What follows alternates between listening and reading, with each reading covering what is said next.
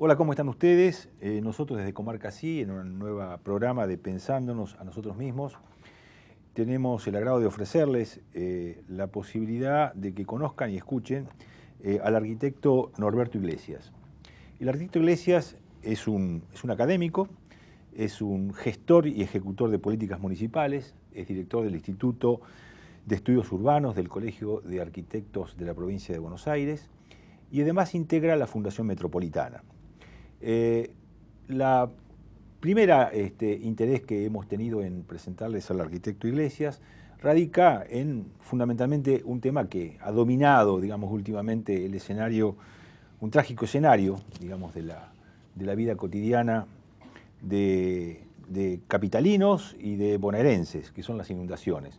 Pero, como ustedes podrán apreciar, la presencia del arquitecto Iglesias nos da la posibilidad de extender mucho más la temática en razón de su amplia experiencia. Gracias por estar con nosotros, arquitecto. No, muy amable por la invitación. Y estoy presentándolo como integrante de la Fundación Metropolitana. Es una fundación que tiene una muy interesante e intensa actividad. ¿Por qué no nos cuenta brevemente cuáles son los ejes de las actividades de la Fundación? Bien. Después entraremos en el tema de inundaciones, Perfecto. porque no lo vamos a desaprovechar, ¿no? Sí, me parece muy bien. La verdad que me hubiera gustado que estuviera acá el presidente de la Fundación, que es el alma mater de la misma, el ex senador nacional por Capital Federal, Pedro de Piero, que está desde la primera autoridades, digamos, fundacional, y que sigue su militancia en pos de imponer políticas metropolitanas, digamos. La actividad de la Fundación está orientada fundamentalmente a reflexionar, a contribuir a la colocación en la agenda pública de la problemática metropolitana, la gobernabilidad metropolitana, digamos, que es una característica que tienen las grandes ciudades, que están subdivididas en muchos municipios o jurisdicciones, ¿no? En este caso, el área metropolitana de Buenos Aires está constituida por el Estado de la Ciudad de Buenos Aires, que es una categorización especial de Estado, como todos sabemos. La provincia de Buenos Aires es jurisdicción, por supuesto, donde están la mayoría de los habitantes, 3 millones en la Cava y otros 10 millones en el conurbano, que así se llama.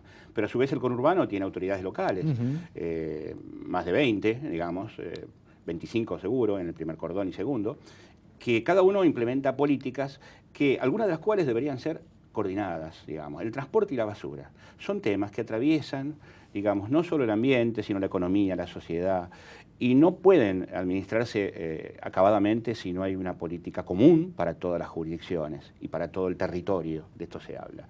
La basura lo mismo, nosotros sabemos el colapso que hoy tiene el tema de la basura, igual que el transporte, digamos, y lo que pretende la Fundación es aportar ideas, contribuir asociando, digamos, pensamientos diversos, siendo un espacio para que las autoridades políticas se sientan cómodas y puedan articular sus intereses.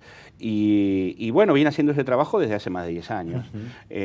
No nos satisface, porque los resultados no llegan, pero estamos orgullosos igual de hacer esta militancia en este nivel que poco a poco va calando y va generando sus frutos. Ustedes abordan especialmente en las lecturas que uno tiene de sus documentos y de su presentación en la página web, abordan con insistencia la cuestión del concepto de metrópoli, ¿no? Es decir, la imprescindible necesidad de que determinados problemas que digamos que tienen con la vida cotidiana de enormes cantidades de población, están fragmentados artificialmente por cuestiones de índole política, jurisdiccionales, y esta fragmentación conspira contra la superación de esos problemas. Sobre la eficacia de la gestión, exactamente, de ciertas políticas, ¿no?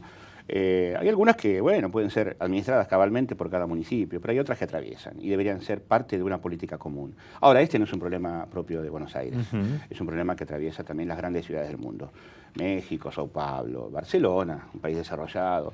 Bueno, ellos han avanzado, por lo menos, en la constitución de algunos entes que regulan el transporte, el medio ambiente, y que son eficaces en ese sentido, pero no como autoridad política, porque eso realmente es una problemática. Cuando hablamos de una agencia metropolitana, no necesariamente hablamos de una agencia con representatividad política, que pita con un gobierno de la ciudad, un gobierno provincial, porque, digamos, el volumen de votos que se requieren para la conformación de autoridades lo convierte a esa autoridad en el principal Estado argentino. Claro. ¿No? Esto se ha discutido en otros países y es inviable. Y no lo han podido resolver. Pero se puede ir por el lado de la colaboración, claro, de la creación de agencias temáticas por cada rubro necesario de articular, ¿no?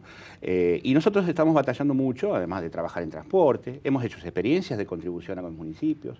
La última que aspira y que nos alienta es, por ejemplo, con la región metropolitana norte, que está conformada por una asociación conformada por los municipios de Vicente López, San Isidro, San Fernando y Tigre. Digamos, el grueso del corredor norte del área metropolitana. ¿Y cuál es el fin? El más rico de todos, ¿no?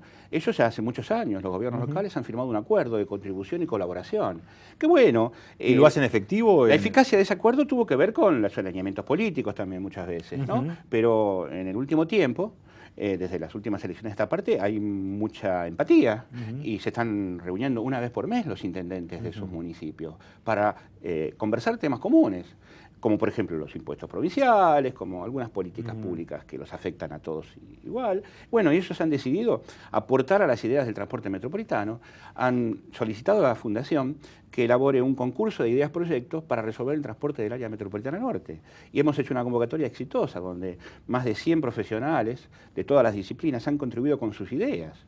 Hoy tenemos un documento que los municipios van a llevar a la Autoridad Nacional de Transporte, Metropolitana de Transporte, constituida hace poco, para aportar ideas y poner en la mesa, digamos, en la agenda pública una cuestión candente. O sea que eso nos sentimos orgullosos de haber sido parte de esa cuestión. Y luego contribuimos con los municipios para políticas específicas, como por ejemplo las de ordenamiento territorial. Hemos terminado hace poco con mucho éxito. En el mes de marzo se dictaron 3 ordenanzas en el municipio de Tigre para la regulación de la antropización del delta de Tigre. Esto es la primera sección del delta. El plan de mejoramiento del delta del Tigre, ¿no? Sí, es más que mejoramiento, es, digamos, de alguna manera, el plan de manejo del delta. Plan de manejo. Hay un plan con programas y proyectos, unas pautas de ordenamiento territorial, indicadores urbanísticos y un código de edificación para el delta, que tiene una lógica muy diferente. Esta iniciativa que impulsó el municipio tuvo que ver con la crisis de la antropización del delta. Esto es, se estaban trasladando hacia las islas los patrones de urbanización del continente, digamos, y es un territorio muy diferente. Y he establecido pautas muy claras y muy diferenciadas, digamos, que es un instrumento y una herramienta jurídica, no sé si única en el mundo. El delta representa más del 60 o el 60% de la superficie del partido, Exactamente, ¿no? El partido de Tigre tiene, aunque no parezca, digamos, el 60% de su tierra, su superficie, como islas, que con poca población, no más de 15.000 habitantes, ¿no? Son pocos pobladores, obviamente. Bueno, San Fernando es más paradigmático en ese sentido, ¿no? San Fernando fue fundada como el puerto de los isleños. Entonces, a nivel de continente tiene un territorio muy pequeño. El 10% del territorio de San Fernando está en el continente. El 90% está en las islas, que es la segunda sección. Mucho más extendida, pero rural, digamos, con poca población. Bueno, y en el delta de Tigre hemos establecido una norma que digo es ejemplar, porque establece nuevas pautas de urbanización. Esto es, ya no se pueden construir un barrio cerrado. Hay que respetar fundamentalmente la transparencia hidráulica. Esto es, el que quiere vivir en el delta sabe que tiene que convivir con la inundación periódica. Por lo cual, se establece como única forma de asentamiento el palafito o la vivienda flotante. Claro. Nunca el relleno de tierra, porque el relleno de tierras afecta, digamos, la dinámica del humedal. Esas tierras están creadas por la naturaleza, por el asentamiento de los barros y las arenas que vienen del Paraná, y funcionan como un recurso de renovación de la biota. Esto es, las aguas se asientan, nutren a los acuíferos que tiene la Pampa, transforman el carbono de la naturaleza y son un espacio donde se contienen los excesos hídricos que producen grandes inundaciones. Cuando el humano lo ocupa, lo polderiza, aísla sectores para poder urbanizar, está rompiendo las funciones que tiene humedal y mandando los excedentes hídricos hacia otro sitio. ¿Y otros sitios quiénes son? los que no están por arriba de ese nivel. Claro. Digamos, esto lamentablemente también sucede en el continente, ¿no?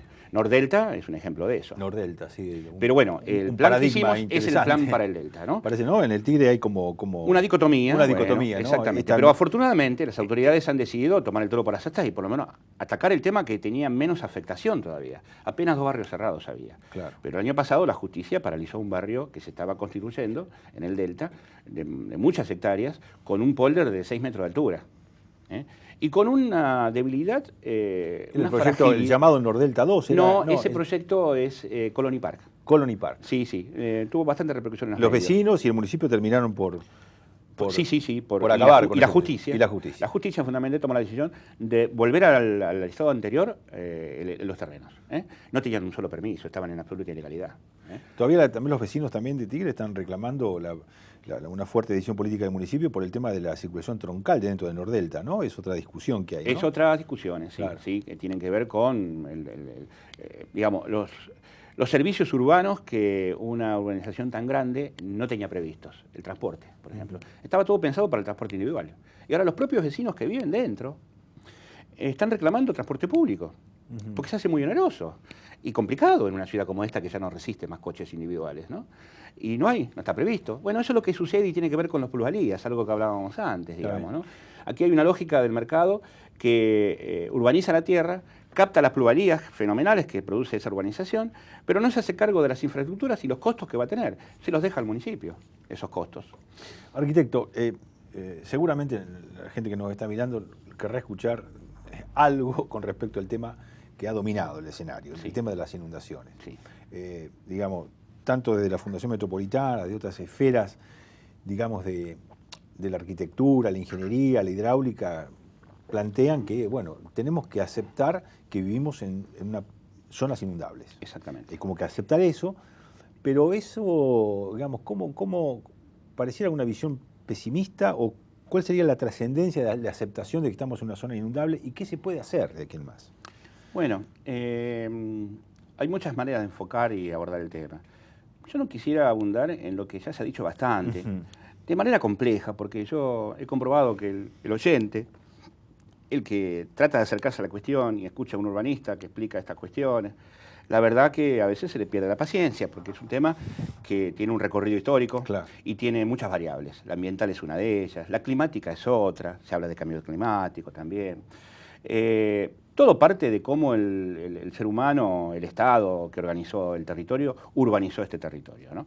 Se han urbanizado las cuencas hídricas, cosas que no debería haber hecho, pero bueno, son patrones de asentamiento promovidos por el mercado, que buscaba hacer negocios y con poca regulación del Estado. Ahora, esto era propio del siglo pasado, o de buena parte del siglo pasado, en este país y en todos los países, digamos, ¿no? No podemos achacarnos culpas especiales por no controlar ese proceso. Pero ya desde fines de los 50, del siglo pasado, empiezan a aparecer políticas públicas, el Estado presente, planificando el territorio. Tenemos un déficit en materia de políticas públicas de ordenamiento territorial. Digamos, recién ahora se está discutiendo en la legislatura nacional, o se va a empezar a discutir, en comisiones ya se discutió, proyectos para una ley de ordenamiento territorial nacional, que establece pautas mínimas para que cada provincia regule la forma de urbanizar. Pensamos que ahí hay uno de los claves más importantes, que esto aparezca en la agenda pública. Y esto, lamentablemente, por los efectos que tuvo sobre la población, es una oportunidad de valorizar esta cuestión, que no se ve a primera vista. Vamos a ir a una pequeña pausa y dejo una preguntita ahí colgando. Esto, digamos, enfoca como que el uso del suelo, el uso racional del suelo, el uso social del suelo, tendría una gran importancia en la cuestión de las inundaciones que sufre la gente, ¿no? Lo vemos esto en la próxima. Perfecto.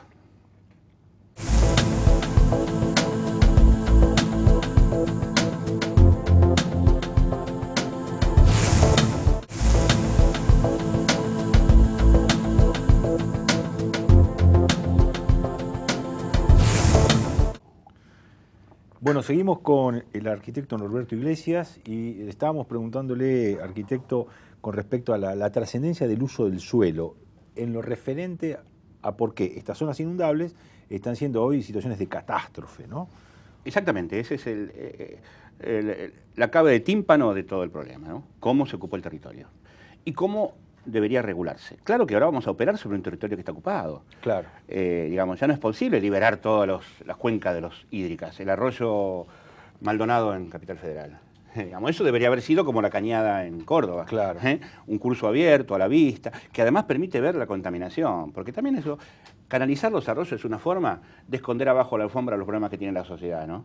Ahí vuelcan todas las porquerías. Si tuviéramos a la vista esos arroyos, veríamos lo grave que estamos afectando al medio ambiente. Interesante eso, porque siempre se ha planteado el tema de la canalización, el entubamiento. No, esos eran principios de otro tipo, de otro siglo, ¿no? Y con una perspectiva diferente. Hoy se está valorizando a la Pachamama, a la madre tierra, o como quieramos llamarlo, al ambiente, de una manera diferente, digamos. Pero ya eso no es posible, no se puede abrir ya porque... no se puede, en la generalidad de los casos no se puede. Sí, en algunas situaciones de la periferia urbana todavía sí, digamos, hay asentamientos informales de gente que no encontró espacio para vivir y se colocan en esos sitios, que deberían ser atendidos por el Estado, relocalizando sus viviendas y aportándoles un hábitat digno. Algo se puede hacer al respecto. También se pueden hacer obras, se ha dicho mucho. Invirtiendo fuertemente también se pueden amortiguar algunos de estos efectos. Pero también la manta es una sola. Y son inversiones fabulosas las que se hacen para resolver estos problemas críticos, como la de la cuenca del Maldonado en Capital Federal, para un gobierno que tiene recursos. Ahora, en el conurbano no se pueden hacer esos reservorios hídricos que atiendan. Entonces hay que empezar a trabajar de una manera diferente. La ocupación del territorio, la forma en que se densifica, la forma en que se extiende.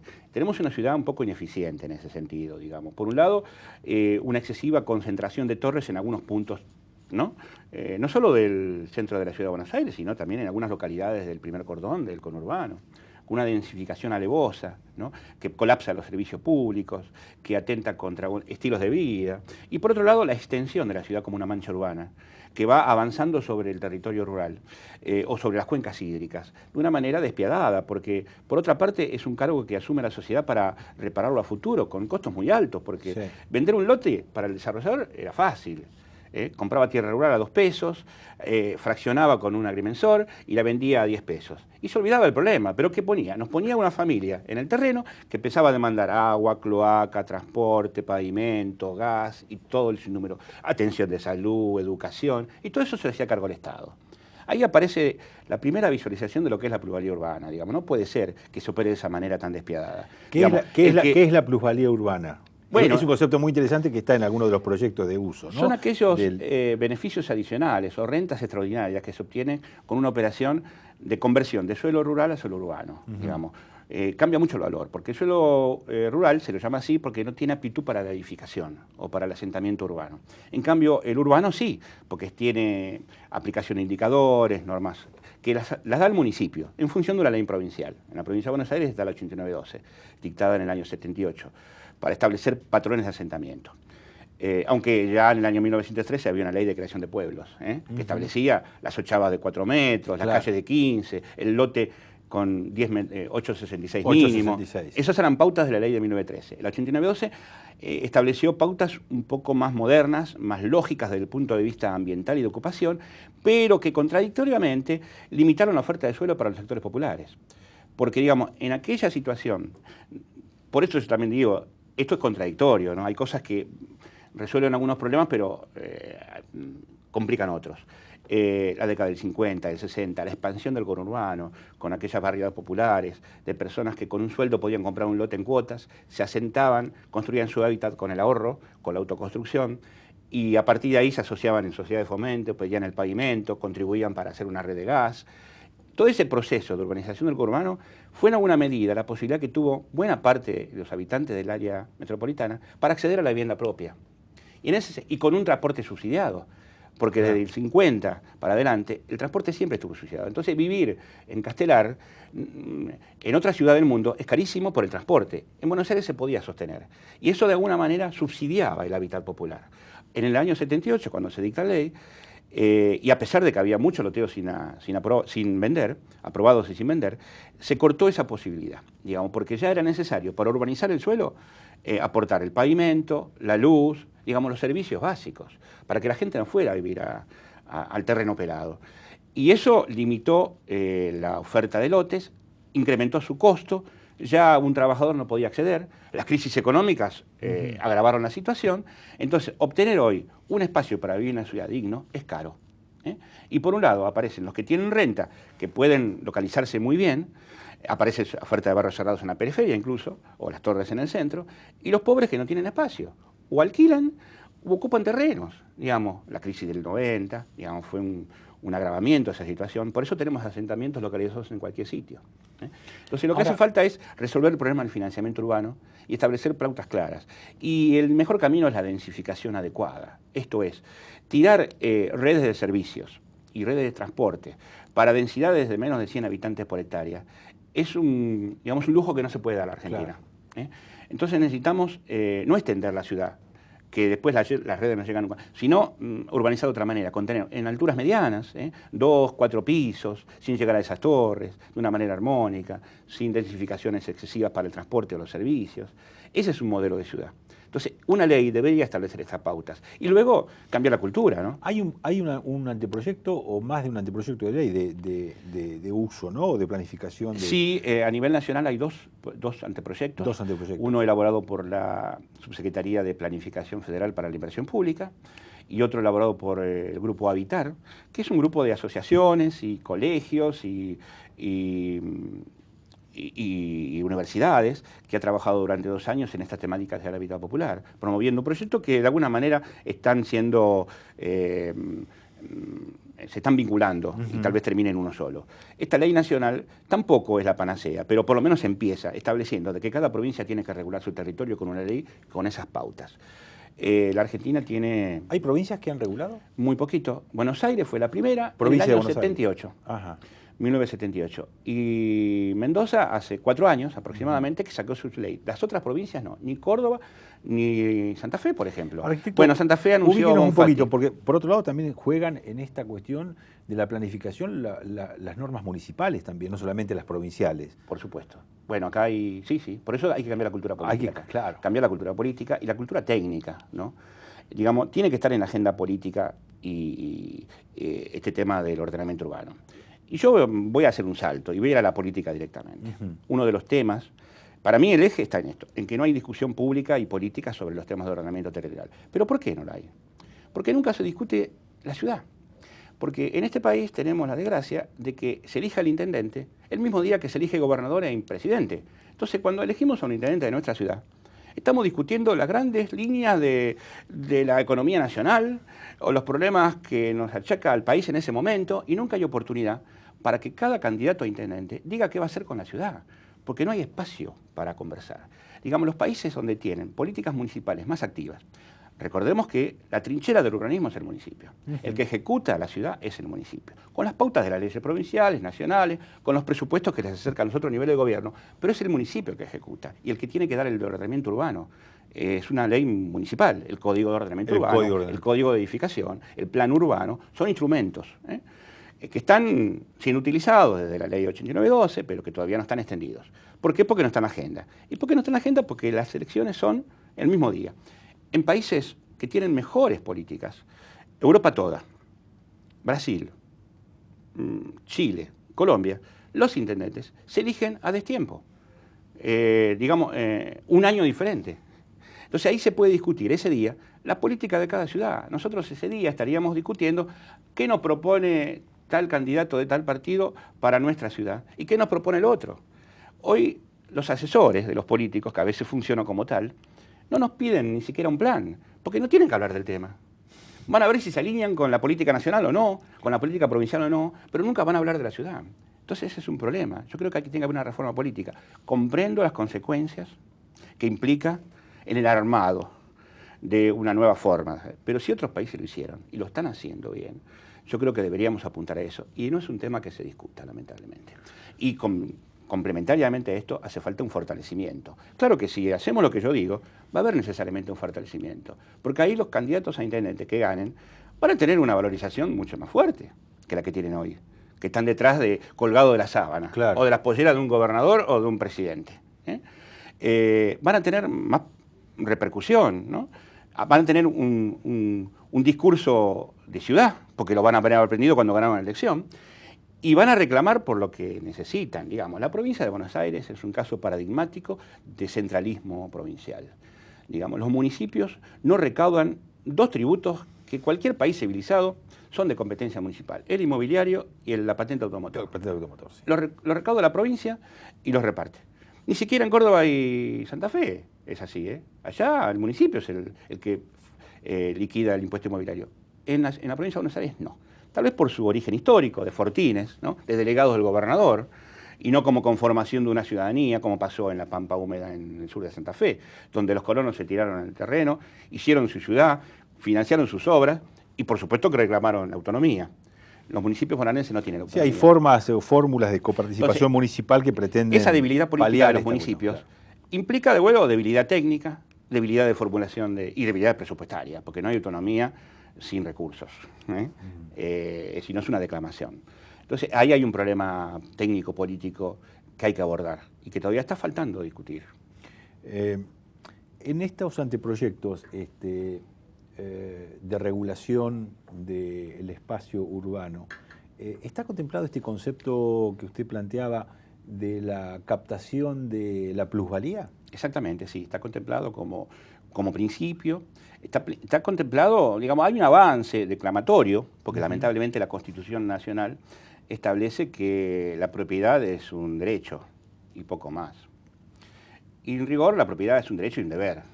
Hay una obligación.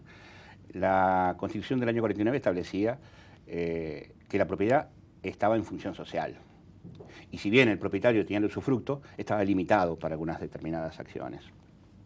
Y esta es una, porque esa plusvalía que se produce de transformar el suelo rural al suelo urbano es algo que no le pertenece al propietario del bien, porque no puso nada para que esa valorización se produjera. No puso obras, no mejoró el terreno, solamente por un cambio normativo. Claro. Y si el cambio normativo depende de la ciudad y depende de una planificación, es lógico, y en todos los países desarrollados sucede, el Estado se queda con parte de esa valorización. Entonces hay distintas formas de captar esa plusvalía. Cuando se aprueba un cambio de zonificación, había un terreno baldío que no tenía indicadores y se convierte en un terreno apto para hacer miles de metros cuadrados, el valor del suelo cambia notablemente, uno lo puede ver en la inmobiliaria. Bueno, parte de esa diferencia es captada por el Estado con un impuesto especial. Se ha dictado en diciembre pasado, o principio de enero, no recuerdo la fecha, una ley muy trascendente en la provincia de Buenos Aires, impulsada por los legisladores.